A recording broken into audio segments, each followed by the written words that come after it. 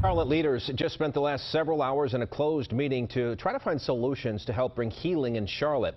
This was organized by Councilmember Tariq Bakari and Braxton Winston. Eyewitness News reporter Deshaun Brown was the only reporter in that room and joins us now with an update on what prompted all this. Deshaun? Well, Scott, both council members told me there are a lot of wounds in Charlotte that have not been healed yet. So a huge part of the conversation today was building better relationships amongst each other, but also with police officers. I do want to walk you through some of the people who were there in that room. These were select invites, and that included the local GOP chairman, a former officer, and also community activists. Council members told me they wanted to start small with a diverse group of people with diverse experiences, then branch out to include more people in this community.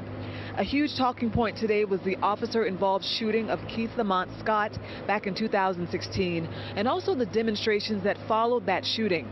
There are representatives there with CMPD as well who observed the conversations today, but the council members told me there is a reason why there weren't any active police officers. Too often we throw these things on the police and say, we'll solve this or fix this, and all that is valid.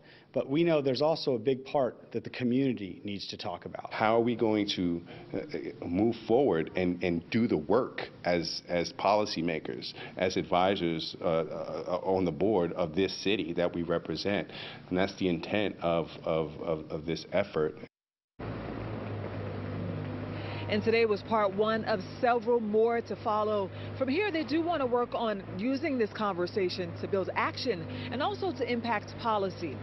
Reporting live in Uptown Charlotte, Deshaun Brown, Channel 9 Eyewitness News.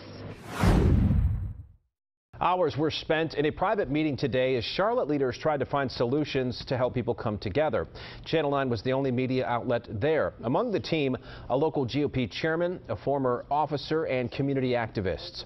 Much of the conversation focused on building better relationships between the community and police. The death of Keith Scott came up, including the protest that followed.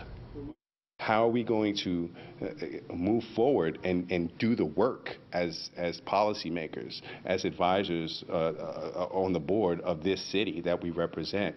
And that's the intent of this effort. Several more meetings are scheduled to find solutions.